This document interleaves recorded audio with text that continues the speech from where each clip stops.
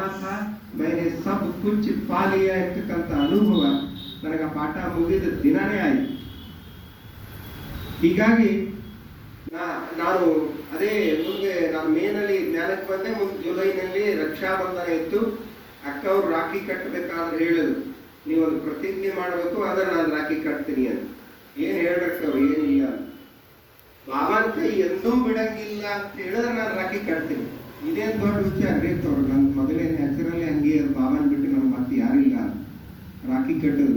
ಅವತ್ತಿನಿಂದ ಇವತ್ತಿನವರೆಗೆ ಬಾಬಾ ಸಿಕ್ಕು 36 ವರ್ಷ ಆಯ್ತು, ನೌಕರಿ 36 ವರ್ಷ. ಇವತ್ತಿಗೂ ಎಲ್ಲೂ ಬಾಬಾನ ಬಿಟ್ಟಿರೋಕೆ ನನಗೆ ಸಾಧ್ಯ ಇಲ್ಲ.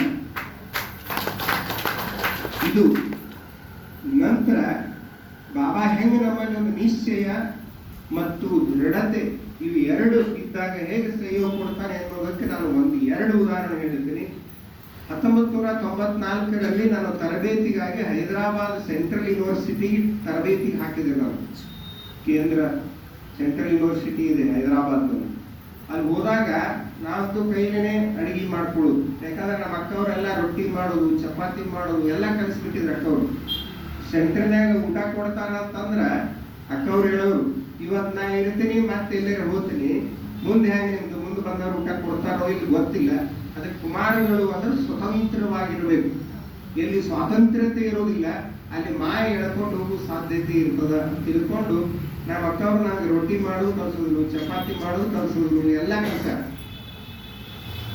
ಅದಕ್ಕೆ ನನ್ನ ಕಿಟ್ ಇರ್ತಿತ್ತು ಜೊತೆ. ಟ್ರೈನಿಂಗ್ ಹೋಗ್ಬೇಕಾದ್ರೆ ನನ್ನ ಸ್ಟೋವ್ ಗಿವ್ ಎಲ್ಲ ರೆಡಿ. ಹೈದರಾಬಾದ್ ಸಿಟಿ ಒಳಗ ಒಂದು ಸೆಂಟ್ರಲ್ ಯೂನಿವರ್ಸಿಟಿದು ಕೇಂದ್ರ, ಅಲ್ಲಿ ತರಬೇತಿ ನಡೀತದ. ಅಲ್ಲಿ ಅದು ಸಿಟ್ಯಾಗ ನಾಂಪಲ್ಲಿ ಸ್ಟೇಷನ್ ಹತ್ರ ಇದೆ. ಅಲ್ಲಿ ಎಲ್ಲಾ ಲಾಜಿಂಗ್ನ ಕೇಳಿದ್ರು ಅಡಿಗೆ ಮಾಡ್ಕೊಳಕ್ ಪರ್ಮಿಷನ್ ಕೊಡಂಗಿಲ್ಲ. ನಾವು ಅಡಿಗೆ ಮಾಡ್ಕೊಳಕ್ ಪರ್ಮಿಷನ್ ಕೊಡಂಗಿಲ್ಲ ಅಂತ ಕೂಡಲೇ ನನಗೆ ಬಹಳ ಕಷ್ಟ ಆಯ್ತು. ಹೆಂಗ್ ಮಾಡೋದು ಅಂತ 2 ದಿವಸದ ಗುತ್ತಿ ಮಾಡಿ ಕಟ್ಟಿದ್ರು ನಮ್ಮ ಸುಶೀಲಾಕ್ಕ ಅವರು. ಒಂದಿನ ಹೋಯ್ತು, ಹುಡ್ಕಾಡದೆ ಸಿಗಲಿಲ್ಲ. ಮರುದಿನ ಹೋಯ್ತು, ಸಿಗಲೇ ಇಲ್ಲ. ಸಾಯಂಕಾಲ ಆಯ್ತು, ಇನ್ನೇನು ವಾಪಸ್ ಊರಿಗೆ ಹೋಗುದು. ಏನಾಯ್ತು ಬಿಡಂಗಿಲ್ಲ, ಇದು ಟ್ರೈನಿಂಗ್ಗೆ ಬಿಡ್ತೀನಿ ಅಂತ ನಿರ್ಧಾರ ಮಾಡಿ ಕೊನೆಗೆ ಒಂದು ಲಾಜಿಂಗ್ ಹೋದೆ. ಕೇಳೋದು ಕೂಡಲೇ ಆ ಅಜ್ಜ ಇದ್ರು, ವಯಸ್ಸಾಗಿತ್ತು. ಅವ್ರು ಕನ್ನಡ ಮಾತಾಡೋದಕ್ಕೆ ಶುರು ಮಾಡೋದು. ಬರ್ರಿ ಸಾಹೇಬ್ರ, ನಿಮ್ಗೆಲ್ಲ ನಾನು ವ್ಯವಸ್ಥೆ ಮಾಡ್ತೀನಿ ಅಂತ.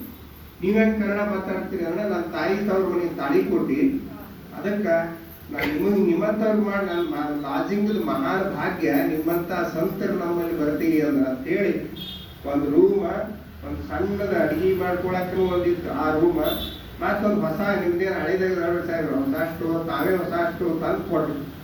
ಅಂದ್ರೆ ಬಾಬಾನ್ ಕಮಾಲ್ ಹೆಂಗಿರ್ತದೆ, ನಮ್ಮಲ್ಲಿ ದೃಢತೆ ಇದ್ರೆ ಟ್ರೈನಿಂಗ್ ಮುಖ್ಯ, ಟ್ರೈನಿಂಗ್ ಬಿಟ್ಟು ನಾನು ನೌಕರಿ ಹೋಗ್ತದ ತಿಳ್ಕೊಂಡು ಹೋಟೆಲ್ನಾಗ ಊಟ ಮಾಡಿದ್ದೆ ಅಂದ್ರೆ ಬಾಬಾ ಕೈ ಹಿಡಿತಿರ್ಲಿಲ್ಲ. ಬಾಬಾ 2 ದಿನ ಪರೀಕ್ಷೆ ಮಾಡಿದ್ರು. ಪರೀಕ್ಷೆ ಮಾಡಿ ಕೊನೆಗೆ ನನ್ನ ನಿರ್ಧಾರ ಗಟ್ಟಿಯಾಗಿತ್ತಲ್ಲ, ನಾನು ತರಬೇತಿ ಬಿಡ್ತೀನಿ, ನೌಕರಿ ಬಿಡ್ತೀನಿ, ಬಾಬಾನ ಬಿಡಂಗಿಲ್ಲ ಅನ್ನೋ ನಿಶ್ಚಯ ಇತ್ತು. ಹೀಗಾಗಿ ಬಾಬಾ ಸಹಕಾರ ಕೊಟ್ಟರು. 1 ತಿಂಗಳ ಕಾಲ ನಾನು ಅಡುಗೆ ಮಾಡಿಕೊಂಡು ಅಲ್ಲಿ ತರಬೇತಿ ಮುಗಿಸಿದೆ. ಇನ್ನೊಂದು ಅಂದ್ರೆ ಹಿಮಾಚಲ ಪ್ರದೇಶ ವಿಶ್ವವಿದ್ಯಾಲಯದಲ್ಲಿ ಮತ್ತೆ ತರಬೇತಿಗೆ ಹಾಕಿದ್ರು. ಸಿಮ್ಲಾದೊಳಗೆ, ಹಿಮಾಚಲ ಪ್ರದೇಶದ ರಾಜಧಾನಿ ಸಿಮ್ಲಾ, ಅಲ್ಲಿನೂ ತರಬೇತಿಗೆ ಹೋದೆ. ಅಲ್ಲಿನೂ ಕೂಡ ಹಾಗೆ. ಆದ್ರೆ ಅಲ್ಲಿನೂ ಕೂಡ ಏನ್ ಕಮಾಲ್ ಆಯ್ತು ಅಂದ್ರೆ ಅಲ್ಲಿ ಲಾಜಿಂಗ್ನ ಪರ್ಮಿಷನ್ ಕೊಡಂಗಿಲ್ಲ ಊಟಕ್ಕೆ. ಅವಾಗ ಹೈದರಾಬಾದ್ ಯೂನಿವರ್ಸಿಟಿಗೆ ಸಿಮ್ಲಾ ಯೂನಿವರ್ಸಿಟಿಯವರು ಒಬ್ರು ಪ್ರೊಫೆಸರ್ ಶರ್ಮಾ ಅಂತ ಹೇಳಿ ಬಂದಿದ್ರು. ಅವ್ರು ಸ್ವಲ್ಪ ಪರಿಚಯ ಆಗಿದ್ರು. ಅವರು ಸಹಜ ಅಲ್ಲೇ ಯೂನಿವರ್ಸಿಟಿಯಾಗಿ ನಾವು ಭೇಟಿಯಾದ ಕೂಡಲೇ ಅವ್ರಿಗೆ ನನ್ನ ಪ್ರಾಬ್ಲಮ್ ಹೇಳಿದೆ, ಈಗ ಹಿಂಗೆ ಶರ್ಮಾಜಿ ನಾವು ಅಡುಗೆ ಮಾಡ್ಕೊಳಕ್ಕೆ ಪರ್ಮಿಷನ್ ಕೊಡಕ್ಕಾಗ್ತಿಲ್ಲ, ಇಲ್ಲಾಂದ್ರೆ ನಾವು ವಾಪಸ್ ಹೋಗ್ತೀವಿ. ನೀವೇನು ಚಿಂತೆ ಮಾಡ್ಬೇಕು ಬಂದ್ರಿ ಅಂತ ತಿಳ್ಕೊಂಡು ಮತ್ತೊಂದು ಲಾಜಿಂಗ್ ಕೊಡಿಸಿ ಅವರೇ ಗ್ಯಾಸಿನ ವ್ಯವಸ್ಥೆ ಮಾಡಿದ್ರು, ಗ್ಯಾಸ್ ಸ್ಟೋವ್ ಕೊಡಿಸಿದ್ರು ಅಲ್ಲಿ. ಹೀಗಾಗಿ ಅಲ್ಲಿನೂ ಕೂಡ ಅಂದ್ರೆ ಬಾಬಾ ನಮ್ಮಲ್ಲಿ ನಿಶ್ಚಯ ಇತ್ತು ಅಂದ್ರೆ ಬೇಕಾದಲ್ಲಿ ಹೋಗ್ರಿ, ಜಗತ್ತಿನಾಗ ಎಲ್ಲಿ ಹೋದ್ರು ಸಹಯೋಗ ಅನ್ನೋ ಬಾಬಾ ಕೊಡ್ತಾನೆ. ಆದ್ರೆ ಮೊದಲು ಸ್ವಲ್ಪ ಏನ್ ಮಾಡ್ತಾರೆ ಬಾಬಾ, ಚೆಕ್ ಮಾಡ್ತಾರ, ಇದು ಆ ಗಿರೇಕಿ ಗಟ್ಟಿ ಅಂದ್ರೆ ಅಡಿಗಾಡ್ತದೆ. ಅದಕ್ಕೆ ನಾವು ಗಟ್ಟಿದ್ದೇವಲ್ಲ, ಭಗವಂತ ನಮ್ಗೆ ಎಲ್ಲಾ ಕಡೆ ಸಹಯೋಗ ಕೊಡ್ತಾನೆ. ಹೀಗೆ ನನ್ನ ವೃತ್ತಿ ಬದುಕಿನುದ್ದಕ್ಕೂ ಭಗವಂತನ ಹೆಜ್ಜೆ ಹೆಜ್ಜೆಗೂ ಸಹಯೋಗ ಇದೆ. ಆದರೆ ಈ 36 ವರ್ಷಗಳ ಸುದೀರ್ಘ ಈ ಬ್ರಹ್ಮಕುಮಾರ ಜೀವನಕ್ಕ ಬಹಳ ಮುಖ್ಯ ಪ್ರೇರಣೆ ಅಂತಂದ್ರೆ ಯಾರು ಅಂದ್ರೆ ನನ್ನ ಬ್ರಹ್ಮಕುಮಾರಿ ಸಹೋದರಿ. ಯಾಕೆ ಅಂತಂದ್ರೆ ನಾವು ಜ್ಞಾನಕ್ಕೆ ಬಂದಾಗ ನಾ ಮನೆಯೂ ಕೂಡ ಈ ಮಾತು ಹೇಳಿನಿ. ಸುಶೀಲಾ ಅಕ್ಕ ಅವ್ರ ಜೋಡಿ ಸಣ್ಣ ಸಣ್ಣ ಅಕ್ಕಂದಿರು, ಈ ನಮ್ಮ ಶ್ರುತಿ ಅಕ್ಕ ಅವ್ರದಾಗ ಚಿಕ್ಕ ಚಿಕ್ಕ ಅಕ್ಕಂದಿರು ಇರೋರು, ಆಟೆ 14 ವರ್ಷ 15 ವರ್ಷ. ಅವ್ರು ನೋಡ್ರಿ ಎಲ್ಲ ತಂದೆ ತಾಯಿ ಬಂಧು ಬಳಗ ಎಲ್ಲವನ್ನೂ ತ್ಯಾಗ ಮಾಡಿ ಭಗವಂತ ಒಬ್ಬನೇ ಅಂತ ಬಂದ್ಬಿಟ್ಟಿರ್ತಾರೆ. ಏನು ಅನ್ಸಂಗಿಲ್ಲ, ಇಲ್ಲೇನು ಪರಿವಾರದ ಇವರೇ ನನ್ನ ಸಹೋದರ ಸಹೋದರಿರು ಅಂತ ನಂಬಿ ಬರ್ತಾರೆ. ನೀತಾಕ ಅವ್ರು ಅಂತಿದ್ರು, ಒಂದು 14 ವರ್ಷದವ್ರು ಇದ್ರು ಅಂತ. ಸಣ್ಣ ಸಣ್ಣ ಅಕ್ಕಂದ್ರೆ ನೋಡಿ ನಮ್ಗೆ ಏನನ್ಸೋದು, ಇಷ್ಟು ಚಿಕ್ಕ ಕುಮಾರಿ ಇಷ್ಟು ತ್ಯಾಗ ಮಾಡೋದಕ್ಕೆ ಸಾಧ್ಯ ಅಂದ್ರೆ ನಮಗೆ ಯಾಕೆ ಆಗಂಗಿಲ್ಲ?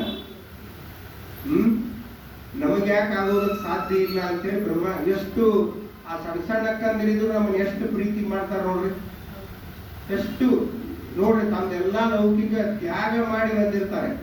ನಮ್ಮನ್ನ ಯಾವ ರೀತಿಯಾಗಿ ಅಂದ್ರೆ ತಮ್ಮ ಒಡ ಹುಟ್ಟಿದ ಸಹೋದರ ಸಹೋದರಿಯರು ಅಂತ ನಮ್ಮನ್ನು ಪ್ರೀತಿಸ್ತಾರೆ.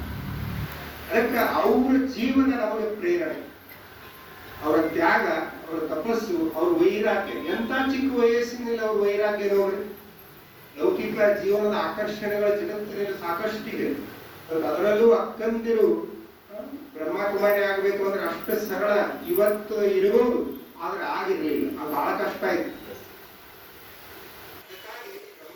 ಅಕ್ಕಂದಿರ ತಪಸ್ಸು, ಅವರ ತ್ಯಾಗ, ಅವರ ವೈರಾಗ್ಯ, ಅವರು ಕೊಡತಕ್ಕಂತಹ ಪ್ರೀತಿ, ಆ ಮಮತೆ, ಆ ವಾತ್ಸಲ್ಯ ನನ್ನ ಈ 36 ವರ್ಷದ ಬ್ರಹ್ಮಕುಮಾರ ಜೀವನ ನಡೆಸೋದಕ್ಕೂ ಕೂಡ ಬಹಳ ಪ್ರೇರಣೆ. ಯಾಕಂದ್ರೆ ಅವರು ಪ್ರೀತಿ ಕೊಡ್ಲಿಲ್ಲ, ಅವರು ನಮ್ಮ ಮೇಲೆ ಒಂದು ಮಮತೆಯನ್ನ ತೋರ್ಲಿಲ್ಲ ಅಂದ್ರೆ ನಾವು ಮುಂದುವರಿಯೋದಕ್ಕಾಗೋದಿಲ್ಲ. ಅದಕ್ಕೋಸ್ಕರವಾಗಿ ನಮ್ಮ ಬ್ರಹ್ಮಕುಮಾರಿ ಅಕ್ಕಂದರಿಗೆ ಎಷ್ಟು ಕೋಟಿ ಧನ್ಯವಾದಗಳನ್ನು ಹೇಳಿದ್ರೂ ಕೂಡ ಕಡಿಮೆ. ಯಾಕಂದ್ರೆ ಅವರ ನೋಡ್ರಿ, ಒಂದು ಯಾವ್ದಾರ ಮಠಕ್ಕೆ ನಮ್ಮನ್ನು ಬಿಡ್ತೀನಿ ಅಂದ್ರೆ ನಾವು ತಯಾರಾಗ್ತೀವಿ. ಆದ್ರೆ ಏನ್ ಮಾಡ್ತೀವಿ, ಆ ಮಠಕ್ಕೆ ಆಸ್ತಿ ಎಷ್ಟದ, ಆ ಮಠಕ್ಕೆ ಭಕ್ತಗಣ ಶ್ರೀಮಂತರಾದ ಅಂತ ವಿಚಾರ ಮಾಡ್ತೀವಿ ಅಲ್ವಾ? ನಮ್ಮ ಅಕ್ಕಂದಿರು ನೋಡ್ರಿ, ಅವ್ರ ಹೆಸರಲ್ಲಿ ಏನದ, ಈ ಬಿಲ್ಡಿಂಗ್ ಬ್ರಹ್ಮಕುಮಾರಿ ಸಂಸ್ಥೆ ಹೆಸರಲ್ಲೇ ಅದ. ಅವ್ರ ಹೆಸರಲ್ಲೇ ಬರೀ 2 ಬಿಳಿಸಿ, ಅದನ್ನ ಬಿಟ್ರಿ ಏನದ ಏನಿಲ್ಲ. ನಮ್ಮ ಅಕ್ಕಂದಿರನ್ನ ನಮ್ಮ ಹೆಣ್ಣು ಮಕ್ಕಳನ್ನ ಎಲ್ಲರೇ ಕೊಡ್ಬೇಕಾದ್ರೆ ಆಸ್ತಿ, ಅವ್ನ ನೌಕರಿ ಅದೆಲ್ಲ ವಿಚಾರ ಮಾಡ್ತೀವಿ. ಆದರೆ ನಮ್ಮ ಸಹೋದರಿಯರು ಅದೇನೋ ಯೋಚನೆನೇ ಮಾಡೋದಿಲ್ಲ. ಭಗವಂತನೇ ಅವರ ಆಸ್ತಿ. ಅದು ಕಣ್ಣಿಗೆ ಕಾಣಂಗಿಲ್ಲ. ಆ ಕಣ್ಣಿಗೆ ಕಾಣದ ಆ ಶಕ್ತಿಯ ಮೇಲೆ ಅವರು ಎಷ್ಟು ನಿಶ್ಚಯ, ಎಷ್ಟು ದೃಢತೆ, ಅವರ ತ್ಯಾಗ ಮೆಚ್ಚಬೇಕಾಗಿರ್ತಕ್ಕಂಥದ್ದು. ಮತ್ತು ಆ ತ್ಯಾಗಕ್ಕೆ ನಾವು ಯಾವ ಕಾಲಕ್ಕೂ ಸಮಾನರಾಗೋದಿಲ್ಲ. ಆ ಅಕ್ಕಂದಿರ ತ್ಯಾಗ ಏನಿದೆ, ಆ ತ್ಯಾಗ ಯಾರಿಗೆ ನಾವು ಪ್ರತಿಯೊಂದಕ್ಕೂ ಭದ್ರತೆ ನೋಡ್ತೀವಿ. ಎಲ್ಲರೂ ಊರಿಗೆ ಹೋಗ್ಬೇಕಾದ್ರೆ ಪರಿಚಯದವ್ರು ಅಕ್ಕಪಕ್ಕದಾಗ ಅದಾರಿಲ್ಲ ಅಂತಲೂ ಭದ್ರತೆ ನೋಡ್ತೀವಿ. ಆದ್ರೆ ನಮ್ಮ ಅಕ್ಕಂದಿರು ಯಾವ ಭಗವಂತನೊಬ್ಬನೇ ಭದ್ರತೆ. ಎಂತ ನಿಶ್ಚಯ ನೋಡಿ, ಎಂತ ದೃಢತೆ, ಅದು ನಾನು ಅವಲೋಕಿಸಬೇಕು. ಇಂತಹ ಚಿಕ್ಕ ಚಿಕ್ಕ ಅಕ್ಕಂದಿರಿಗೆ ಇದು ಸಾಧ್ಯ ಅಂದ್ರೆ ನಮ್ಗೆ ಯಾಕೆ ಸಾಧ್ಯ ಇಲ್ಲ ಅಂತಕ್ಕಂಥದ್ದೇ ನನ್ನ ಮನಸ್ಸಿನಲ್ಲಿ ಪ್ರಶ್ನೆ. ಅದಕ್ಕಾಗಿ ಈ ಬದುಕು ಅಕ್ಕಂದಿರ ಮಾರ್ಗದರ್ಶನದಲ್ಲಿ, ಅವರ ಪಾಲನೆಯಲ್ಲಿ, ಅವರ ಒಂದು ಛತ್ರ ಛಾಯೆ, ಅದರಲ್ಲಿ ಭಗವಂತನ ಛತ್ರ ಛಾಯೆಯ ಜೊತೆ ಇದ್ದೇ ಇರ್ತದೆ. ಆದರೆ ಆ ಭಗವಂತನ ಛತ್ರ ಛಾಯೆ ಅನುಭವ ಮಾಡಿಸುವವರು ಯಾರು? ನಮ್ಮ ಸಹೋದರಿಯರು. ಅದಕ್ಕಾಗಿ ಅವರಿಗೆ ಎಷ್ಟು ನಮ್ಮ ಈ ಜೀವನ, ಈ ಭಾಗ್ಯ ಉದಯ, ಜನ್ಮ ಜನ್ಮಾಂತರದ ಭಾಗ್ಯೋದಯ ಮಾಡೋದಕ್ಕೆ ನಮ್ಮ ಅಕ್ಕಂದಿರು ಸಹೋದರಿಯರು ಬಹಳಷ್ಟು ಕಾರಣ ಆಗ್ತಾರೆ ಅಂತಕ್ಕಂಥ ಮಾತನ್ನು ಹೇಳ್ತಾ, ಇನ್ನೂ ಸಾಕಷ್ಟು ಇದೆ. ಮತ್ತೆ ಸೇರ ಇದು ಮಾಡೋಣ. ಹಾಗೆ ನಮ್ಮ ಜೊತೆಯಲ್ಲಿ ಪದೇ ಪದೇ ನಮಗ ಈ ಭಟ್ಟಿಗಳು ಅವಾಗೆಲ್ಲ ಮೊದಲು